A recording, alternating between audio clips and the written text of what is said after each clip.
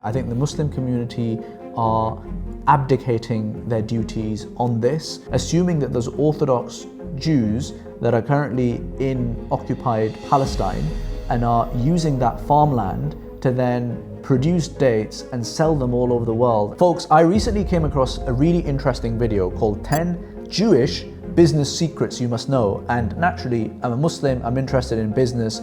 Of course, I'm going to click on that. So here we are, we're going to watch it together and I'm going to react to it.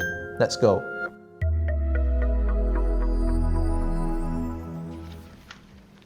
So the whole world keeps on talking about how Jewish people are great at business.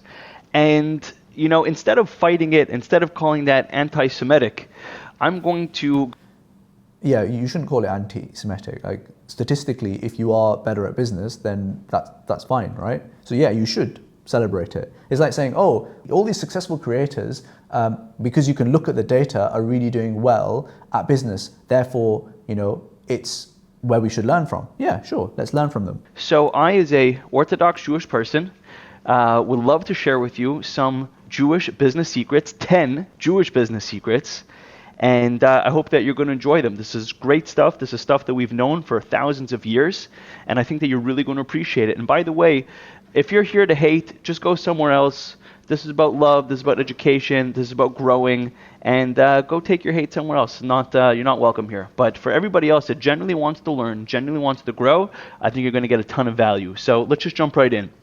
So number one Jewish business secret is we actually have a commandment to teach our children how to earn a living. There's actually two things you have a commandment to. Teach your child how to earn a living and teach your child how to swim, believe it or not. And they're kind of related if you think about it. So it says that if you don't teach your child how to earn a living, it's as if you're teaching them how to steal, because if they don't know how to earn a living, then their only other way to make money is through theft. So teach your children. Fathers have a commandment to teach their sons, to teach their children how to make a living. It's a great point. I completely agree with it. I think the Muslim community are abdicating their duties on this. I feel like a lot of Muslims don't have a game plan around the careers for their children, and by the time that they start thinking about careers, it's too late. Laying the foundations and the ingredients for a career for your child actually starts really from the moment they're born. You want to start inculcating them with those soft skills, which are actually the most important thing in running a business or in having a successful career. But if you haven't done that, by the time they're 16 or 17 and they're basically mute and they can't interact and function in society, it's very difficult to rescue it from that situation. And if you teach them to swim, that's also good. Another really important point here is that typical Muslims, if they are switched on about careers, think doctor, lawyer, dentist, maybe accountant. But that's thinking about what they know worked. Now, for us as modern parents, I guess, of our generation, we need to have that humility and know that the rapid progress that our society is going through means that necessarily what will work in the coming decades is not necessarily what we know. So what we should be advising them is, rather than pointing them to particular careers, we should be giving them the skills and the thinking toolkit that they need to be able to make their right mind up. Number two, you have to be honest in all of your business dealings. Now, I know there's some haters here that are going to start talking about how Jewish people this and Jewish people that in business. But look, you don't get to be in business for thousands of years, and you don't get to top of industries for no reason. And there's only so long that a person could be dishonest until finally it catches up with them. So honesty is something huge. As a matter of fact, in the Old Testament, in the Bible, it says that you have to have honest weights. You know, it used to be in the market, people had different weights to weigh their grain. You cannot have a weight that is incorrect. You must be honest in all your business dealings. The first thing that they ask you in heaven when you go there is, were you honest in your business dealings? Number three. Brilliant point again. This is something that the Quran talks about many times. In fact, there were certain nations that were destroyed because they did not give the right weight and they were cheaters in their business. You know, awful kayla wal mizana bil qist. You know, the Quran talks about this in lots of different places about how you should give the right amount of weight. And Muslims, again, can learn from this. I think a lot of our community sometimes can fall into the trap of perhaps not being as high quality as your non-Muslim equivalent, right? You know, I have lots of conversations with Muslim people, and they say that, look, when we want to get work done in a house or we want to get something done, you know, if it's someone who is Muslim, you know, not all of them, of course, but often they find sometimes there are issues. So this is something that we could potentially tighten up as a community. Now, having said all of that, you know, when he said about, you know, how, you know, people might hate on Jewish businesses, well, assuming that those Orthodox Jews that are currently in occupied Palestine and are using that farmland to then produce dates and sell them all over the world and label that as a product of Palestine because they know if they say it's a product of Israel, it's not going to sell, I would call that pretty dishonest. So, you know, I don't know about all Jews, but in particular, that sect of Jews who are doing that, I have a big issue with. Okay? Is to have a general positive relationship with money. A lot of people think that money is the root of all evil, or money causes all the bad things in the world to happen. The Jewish approach to money is actually very positive and very healthy. We believe that money is a tool to use to build communities, to build family, to build institutions. We believe that there's a very positive relationship with it, instead of looking at it as something that is wrong or something that is dirty or something that we don't talk about. The opposite. We embrace it. We have an extremely positive relationship with it. Number 4.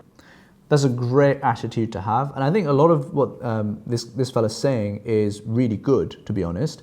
I think, you know, in the Quran it says, "قُلْ مَنْ حَرَّمَ زِينَةَ اللَّهِ الَّتِي أَخْرَجَ لِعِبَادِهِ." You know, who is the one who has forbidden this the beauty and the adornment of the world that Allah subhanahu wa ta'ala has brought forth for His servants so that they may enjoy that? And, you know, sometimes we get into this dichotomy where we think money is bad, therefore must be avoided, or money is something I really want, and you kind of become not Muslim if you do that. No, actually, there is a place for a healthy relationship with money when we think of it as a means to an end that enables so much value in society. I mean, Uthman radiallahu anhu, Abdurrahman ibn Auf, all of these guys were really rich. What made them special, though, is not their wealth. What made them special is how they used that wealth. We help our community. You know, this is something that people talk about that they don't like about the Jewish community. Well, I have other friends, by the way, from different communities, and they tell me that they literally try to destroy each other when it comes to business. They're not happy to see each other succeed. The Jewish community takes the opposite approach. We try our best to support each other. We try our best to help each other as much as we can. And you might say, hey, that's not fair, but you have to understand, we're a family. Just like you're a community, you're a family with your community. Try helping your community and see how much more you guys will take off together, and how much you guys will succeed with each other. This is a brilliant point, and this is, if there's nothing else you take away from this video, I think this is it, right? I think the Muslim community, in terms of all of the different, you know, tips that he's going to say, I think this is the one where there's such a big differential between what the Jewish community is doing and what the Muslim community is doing. Because unfortunately, I think we still have a very, I think, colonial kind of, you know, era mindset where, you know, things are still so hard, and, you know, if you succeed, you're kind of scared about losing it because it's like, you know, this is mine, I don't really want to share it. But the thing is that, you know, when you have a community that helps everyone else out, then you change the culture of that community, and that means that as a community, a lot more opportunities come up for everyone, and that means therefore that more growth and more value is created and everyone becomes more prosperous. So my advice to people is, you know, those, particularly those who are very successful in career or business or whatever, you know, mode of life you are successful in, give back to people in that same mode of life.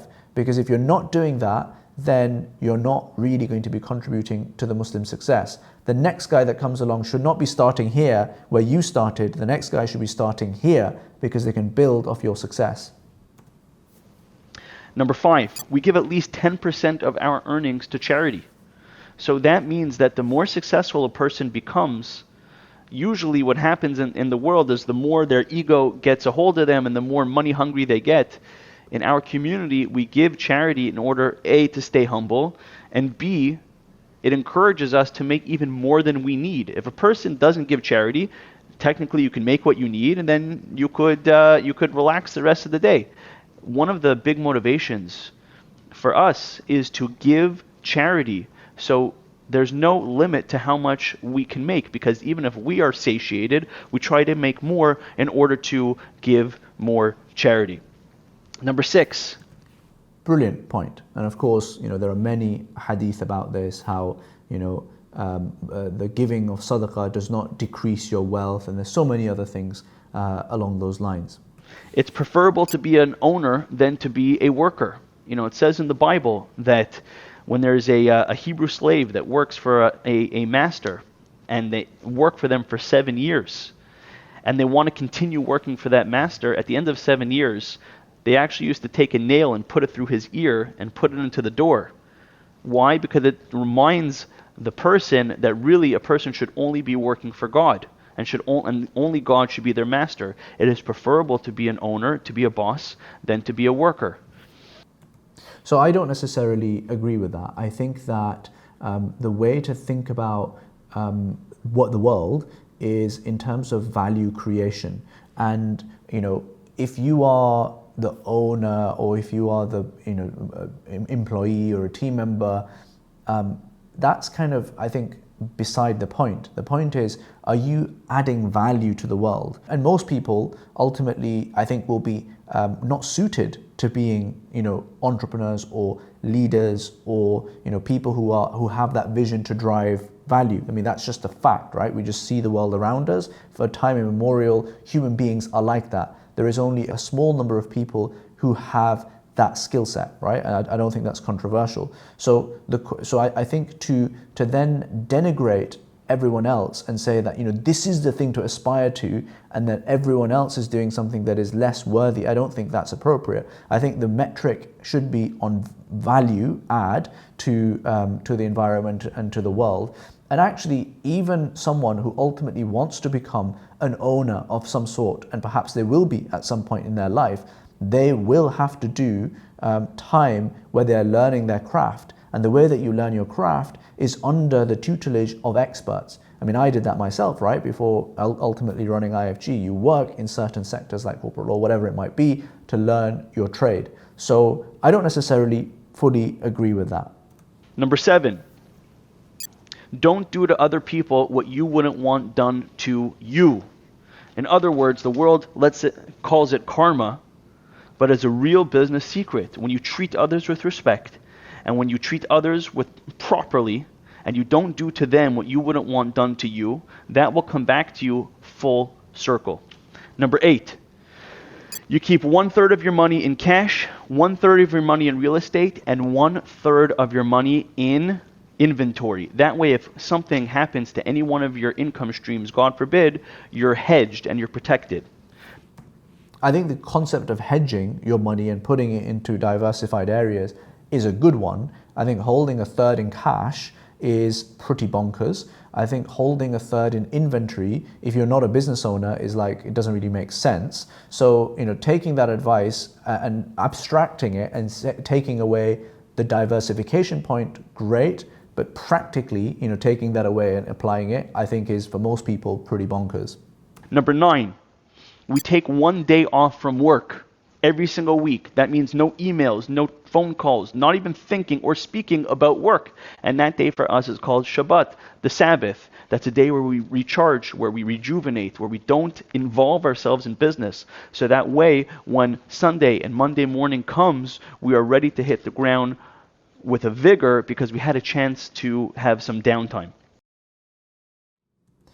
I think the concept there is a good one, and the Quran talks about, in Surah Jum'ah, it talks about that فَإِذَا نُودِيَ لِلصَّلَاةِ مِنْ يَوْمِ الْجُمْعَةِ فَاسْعَوْا إِلَى ذِكْرِ اللَّهِ وَذَرُوا الْبَيْعَ. So when you hear the adhan for Jum'ah, then you have to leave your buying and selling and you have to run, ila dhikrillah, to the remembrance of God. And so you have that time. And then Allah subhanahu wa ta'ala, He does, how long is Jum'ah? It's not very long. And He says, after that, فَإِذَا قُضِيَتِ الصَّلَاةِ فَانْتَشِرُوا فِي الْأَرْضِ وَابْتَغُوا مِنْ فَضْلِ اللَّهِ. That after that's finished, then you spread in the land and you seek from Allah subhanahu wa ta'ala's bounty. Now, the Jews, of course, have a very strict Sabbath, which is a full 24 hours, I believe. And of course, from a theological perspective, Muslims don't necessarily obviously agree with that, and we don't necessarily observe any Sabbath equivalent thereof. For us, it would be the 5 daily prayers that are studied throughout the day, that are compulsory things that we must do and we can't compromise on, rather than a full day. And I think obviously I don't want to get into like kind of a theological debate, but I think having 5 daily prayers in a day over 7 days that are short, sharp and sweet is a much more holistic way of making sure that you are aligning with what is of value, rather than doing like a binge spiritual thing for a day. And actually it's and it's not from my place to judge necessarily how the Jewish community operates, but I think from like the point that he's making, which is that it allows you to recharge, I think the Muslim way is, of course I would say this, I think is better. And number 10, probably the most important of all, on the American dollar bill, it says the beautiful words, "In God we trust." So at the core of our business dealings, we trust God. We trust God that He's going to give us success. That's why we're not afraid to take calculated risks, because we understand that we are not part of a random cosmic cycle that you could be burned at any given time. No, we trust that there is a creator of the universe. We trust that He will reward us if we try our hardest. He will reward the work of our hands. And when we go out into our work, we trust that God will bless us, and this gives us confidence to keep on growing. I hope you enjoyed this video. I know it's definitely a different spin on the whole narrative. So I think that was overall a really, really useful, powerful video, and I agree with a lot of the sentiment that Berel Solomon comes out with. I think we as Muslims, of course, should trust in God as well. I think that perhaps this is for another video. I think be really fascinated just to dig into Jewish financial transaction law, because from my understanding, the Jewish community, they can't actually take interest and give interest to members of their own community, but they can transact on interest with non-members. And I would love to understand the reasoning behind that, and I'm sure other transactional laws. That's fascinating. I don't know if that's true. I'd love to dig into that, and if you guys would like me to dig into that and other elements of Jewish transactional law, let me know in the comments below. Until next time, Assalamu alaikum.